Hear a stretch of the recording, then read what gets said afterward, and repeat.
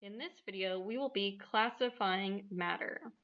The learning objective for this video is to learn how to classify matter as an element, compound, or a mixture.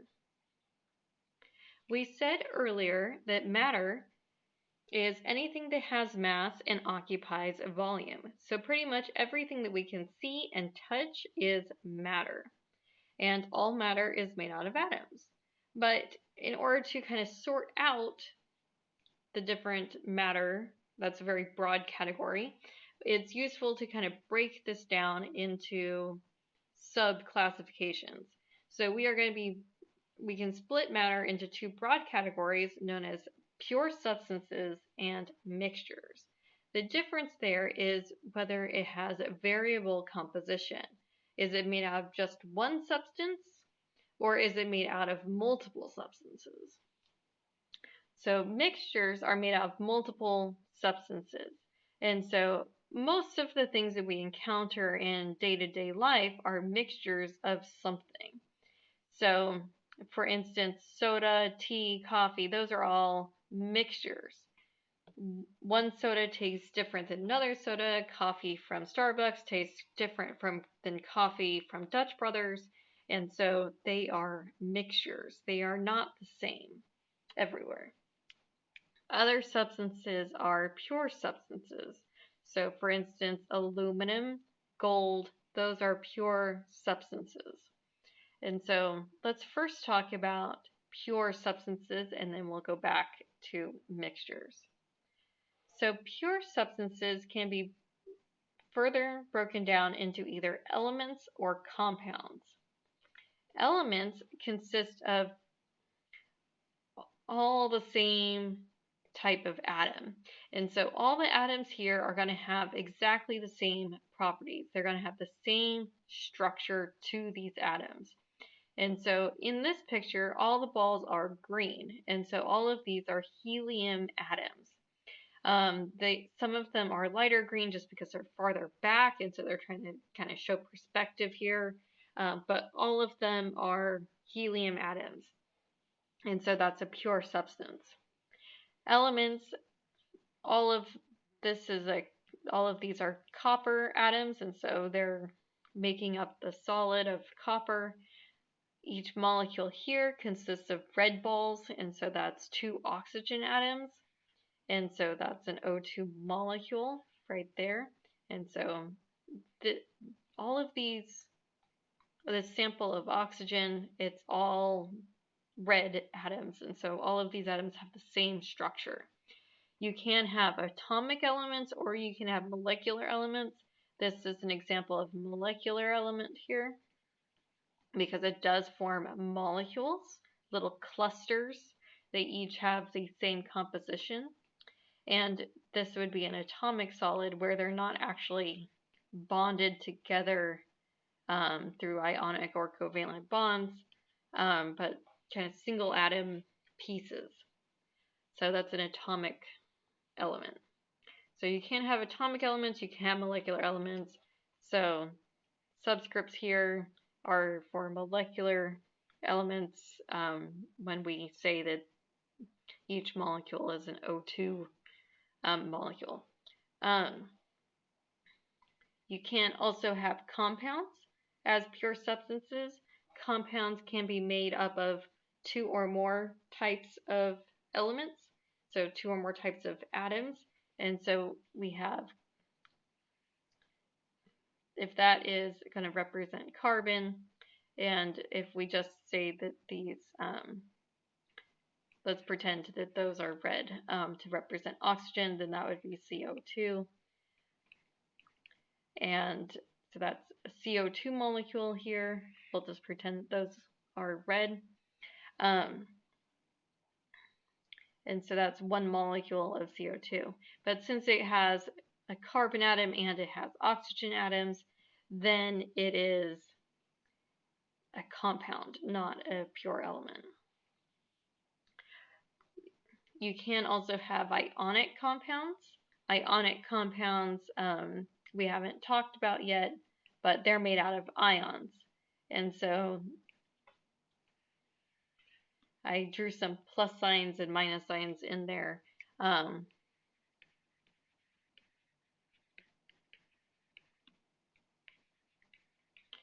so that's a compound that's made out of ions of sodium and chlorine, and that is also a compound. And then in this image, you can see that there are water molecules, and each molecule has 2 hydrogens and 1 oxygen. And so all of the molecules in the sample are the same. Each molecule in here has 2 oxygens, or 2 hydrogens and 1 oxygen. There are 7 elements that like to exist as diatomic, meaning 2 atom molecules. And so on the previous slide, we showed how oxygen was a diatomic element, but there's really 7 elements that like to exist as diatomic elements. When they are a pure element, they will be a diatomic molecule. And so this is an exclusive club that I call the diatomic 7. And it starts at nitrogen, which on the periodic table has a number 7. And then they form a number 7 shape on the periodic table, starting at the number 7. And so nitrogen, oxygen, fluorine, chlorine, bromine, and iodine are all diatomic. But that's only 1, 2, 3, 4, 5, 6 elements, and we need 7. And so hydrogen is the weirdo here, and hydrogen is number 1. But hydrogen is, every friends group needs an oddball, and that happens to be hydrogen. Hydrogen is odd. It's weird. So it's part of the club. If you like acronyms, you can also remember these acronyms here, which are horses need oats for clear brown eyes, meaning hydrogen, nitrogen, oxygen, fluorine, chlorine, bromine, and iodine. Or my personal favorite, have no fear of ice cold beer. So have no fear of ice cold beer. It doesn't go in order, but you should have no fear of ice cold beer. On the other side of the tree, we had our mixtures.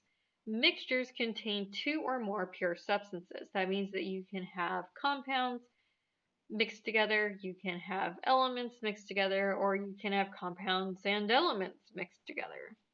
So in this submicroscopic view, we have both O2 molecules, and we have our CO2 molecules, where we're pretending that those ends are red to represent our CO2, and then they're mixed together, and so that is a mixture. Mixtures can either be homogeneous or homogeneous, 2 different pronunciations of that word, or they can be heterogeneous. And so if you say homogeneous and heterogeneous, then it really emphasizes that prefix, and that prefix is separate from the rest of the word. But in everyday language, that homogeneous can also be repronounced as homogenized. And so you might have seen on milk cartons the word homogenized. Homogenized milk means that they have processed that milk and squeezed the little fat molecules down to very small size particles that can stay suspended in the solution. Non-homogenized milk is a heterogeneous solution, heterogeneous mixture. So if you've ever breastfed or been around a woman who is breastfeeding, any milk stored in the refrigerator separates into fat on top and other liquidy stuff underneath. And then you have to get it mixed back together. It's a natural process. Normally the fat does separate, but in homogenized milk, they have just made the fat globs small enough that they don't separate. But the point here is that homogeneous is uniform throughout. It appears to be one substance. And then heterogeneous is non-uniform. It is visibly different. And so, for instance, heterogeneous is like pizza or wet sand, boba tea, very different things mixed together. Homogeneous is uniform throughout. So that's our homogenized milk, tea, and other things that appear to be one substance, but in reality are not. Sometimes it's difficult to tell whether something is a homogeneous mixture or if it's a compound. But if you can name off multiple ingredients, then it's a mixture. So for instance, this tea here has water and it has caffeine and it has sugar. And so that's different ingredients. We also have whatever is making it brown. That would also be a separate ingredient.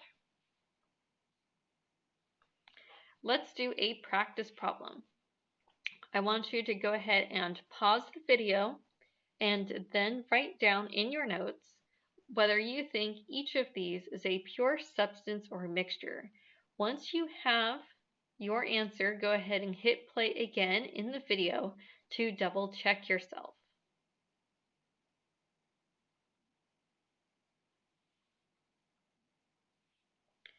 Okay, so hopefully you are done with the practice problem and you're here to check your answers. So steel is a mixture. It is a mixture because it contains multiple different elements, such as iron and maybe some manganese. Some carbons also have carbon in them. So lots of, or chromium. Lots of different ingredients go into steel. And different grades of steel have different compositions, different ratios of these elements. Aluminum is a pure substance. It is an element.